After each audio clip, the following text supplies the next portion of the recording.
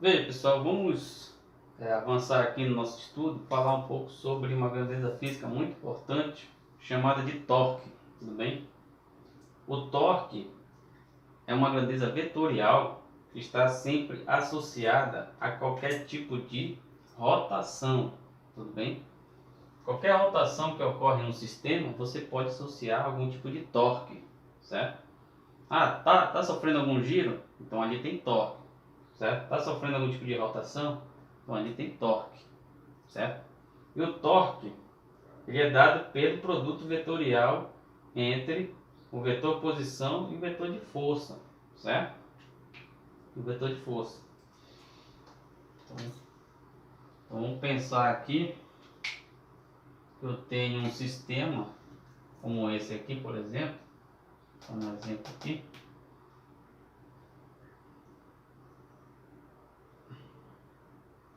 Vamos pensar que eu tenho um sistema como esse aqui, né? Esse aqui é o meu ponto de giro para esse sistema, certo? Vamos pensar que a princípio ele está em equilíbrio, certo? Está em equilíbrio, tudo bem? Veja, quando eu coloco um bloco, por exemplo, aqui, esse sistema ele vai tender a sofrer algum tipo de rotação, certo? Aí, o que acontece? Nós consideramos o quê? Que a força que o bloco exerce sobre esse sistema, que pode ser um corpo qualquer, né? Uma peça de madeira ou sei lá, um pedaço de ferro que esteja ali em equilíbrio. O que acontece? Quando esse corpo ele é colocado nessa posição, existe uma força peso aqui, certo? Um tratamento vetorial aqui, uma força peso, que ela é responsável por provocar esse giro, certo? Por provocar esse giro. Mas existe uma outra grandeza física a considerar, que é justamente o quê? A distância a qual esse peso foi colocado. Porque se eu colocar nessa posição, essa peça aqui ela vai sofrer um giro, certo? Se eu colocar o corpo nessa outra posição, a peça vai sofrer um giro diferente. Lá, ela vai sofrer um giro bem mais intenso. Se eu for deslocando essa peça para cá, ela vai sofrer um giro menos intenso, né? E à medida que eu for aproximando do ponto de giro, né, essa outra grandeza física que está diminuindo, certo? Que no caso está associada ao giro, que no caso é o torque, né? Ela tende a desaparecer até chegar ao ponto em que o bloco ele é colocado aqui em cima. Quando ele é colocado sobre o ponto de giro novamente, o sistema fica todo em equilíbrio. Tudo bem? Então veja, uma situação aqui, né? Vamos fazer aqui direitinho, né? Aqui eu vou provocar um torque 1, certo? Uma outra situação,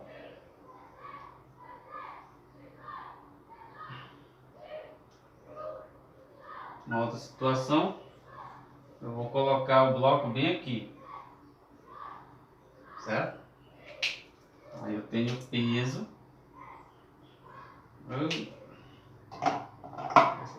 tenho peso,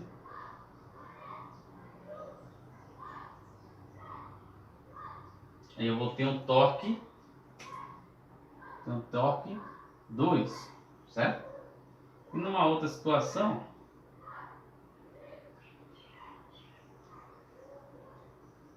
em que eu vou colocar o bloco sobre o ponto de giro, vou colocar ele bem no meio, né? Sobre o ponto de giro, nesse caso aí, quanto é que é o torque? Nesse caso eu não tenho nem torque. Uma situação que volta ao seu estado de equilíbrio, por mais que o peso atua aqui, né, nesse ponto, certo? Mas aqui eu não vou sofrer torque.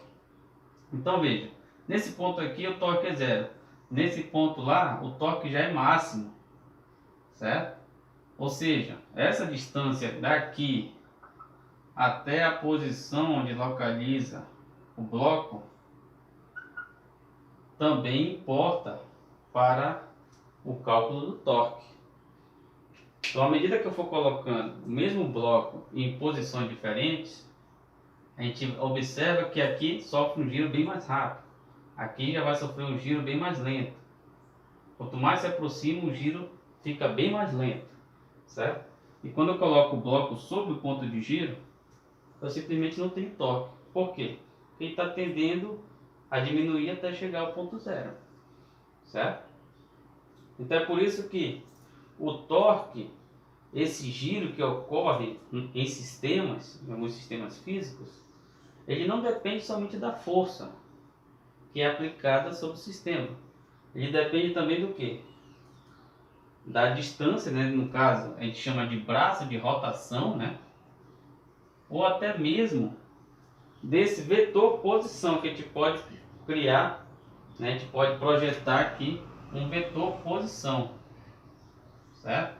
Vetor posição que está localizando aqui o bloco, certo? Então esse vetor posição está diminuindo enquanto o torque também está diminuindo junto com ele. Tudo bem? Então, muitas das vezes é interessante a gente sempre usar o torque para a gente fazer determinado giro, certo? É por isso que algumas ferramentas elas são, né, ela tem um comprimento muito grande. Não sei se vocês já viram ferramentas de navio, né? São conhecidas como ferramentas navais, né? Elas são gigantescas, né? As porcas, os parafusos são gigantescos. Então, para você rotacionar algo que é grande, né? No caso das peças de navio, você tem que provocar uma força muito grande. Na verdade, desculpa, você tem que provocar um torque muito grande, certo? Então, por isso que muitas das ferramentas que se utilizam lá, o braço de rotação é muito grande, certo? Porque não é força que você tem que aplicar para sofrer uma rotação. Você tem que aplicar uma força, mas quanto maior esse braço, melhor vai ser o giro que você vai provocar dentro do sistema. Então, né, então por isso que é muito importante você ter um certo braço de rotação para que você possa provocar o giro.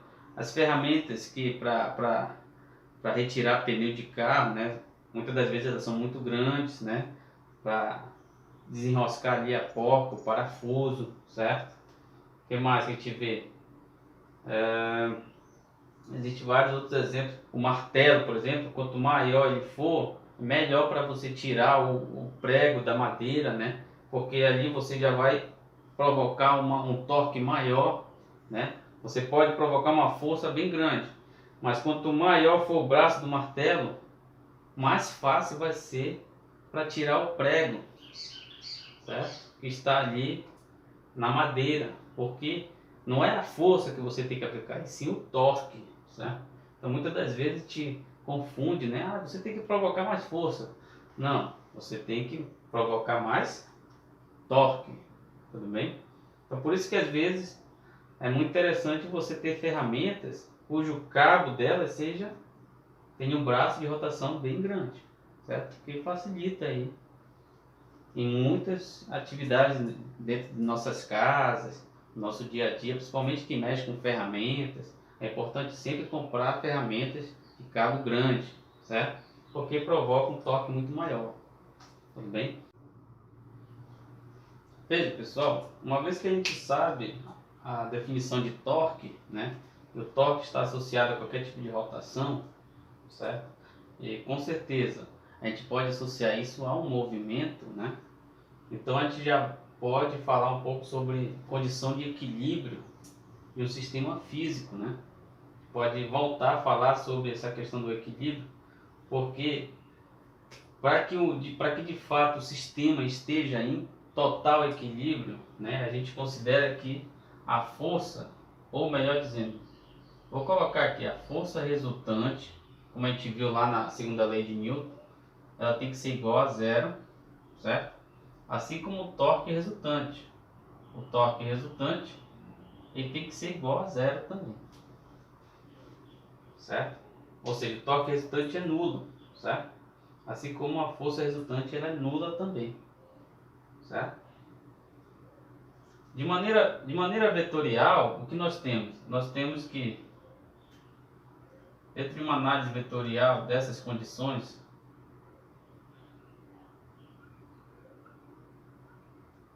o que nós temos? Que a força resultante, que é um vetor resultante, né, é a soma de todas as forças que está no sistema. Força F1 mais força F2 mais força F3 e assim por diante, certo? E no caso do equilíbrio do sistema, se essa força resultante é igual a zero, então nós temos que a soma de todas as forças que estão atuando no sistema, ela é igual a zero, certo? E no caso, a soma de F1 mais F2, dependendo de quantas forças tiverem, a soma vetorial é igual a zero. Tudo bem? Então aquela questão, ó, se estou me puxando aqui com uma intensidade e a outra está me puxando com a mesma intensidade, veja, eu não vou sair né, do equilíbrio, ainda vou estar em equilíbrio, com maior força para lá ou com maior força para cá, certo? Então, no caso, como é que a gente pode pensar vetorialmente? Pode pensar que uma força está no sentido enquanto a outra está no sentido oposto, certo? Quando a gente iguala a zero isso, nós vamos ter que a força F1 é igual à força F2 nesse caso, certo? Agora, se tiver uma força F1 para lá, uma força F2 para cá, uma força F3 para cima, certo? Claro, aí a gente já pensa na força peso para baixo, então a soma de todas as forças que estão agindo no sistema está fazendo com que eu fique em equilíbrio, certo? Ainda tem a normal, né? A soma de todas as forças estão, né, vetorialmente se somando e dando um valor igual a quanto? Igual a zero, para que eu fique em equilíbrio, tudo bem? Da mesma forma, as forças que estão agindo sobre mim não está provocando uma rotação também. Se eu começasse a girar, por exemplo, né? À medida que essa força aplicada aqui para cima e para baixo, aí eu começasse a girar, eu teria um torque, certo? Mas como eu não estou girando, então esse torque resultante também é igual a zero, tudo bem?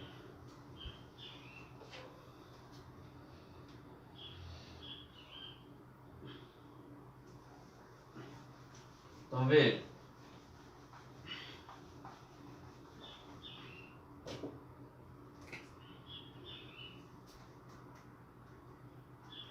Vou colocar aqui da mesma forma.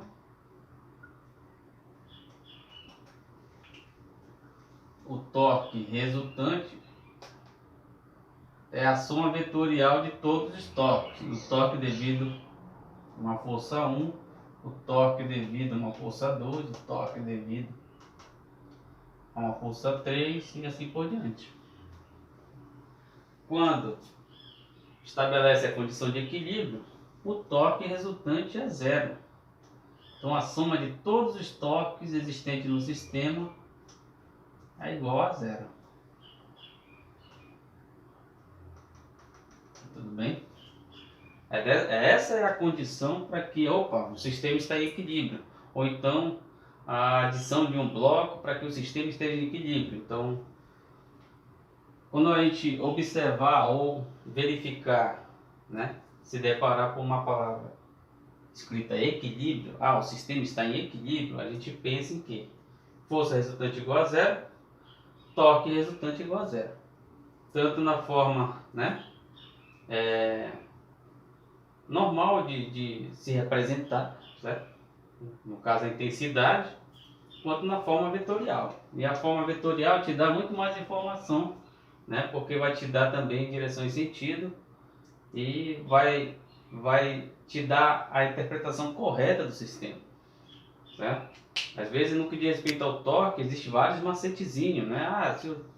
Se a força está sendo aplicada no sentido anti-horário, então ela tem que ser positiva, no sentido horário ela vai ser negativa. Então,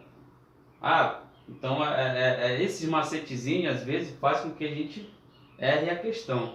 Mas se a gente partir da soma vetorial de todos os torques existentes no sistema, não tem erro, certo? Principalmente se tiver 3, 4 forças ali, né, distribuídas no sistema, com braço de movimento diferente, com vetor posição diferente, aí não tem como fazer esse macetezinho, né? Tem que saber a análise vetorial do sistema e aplicar, né, o produto vetorial, de fato, entre o vetor posição e a força.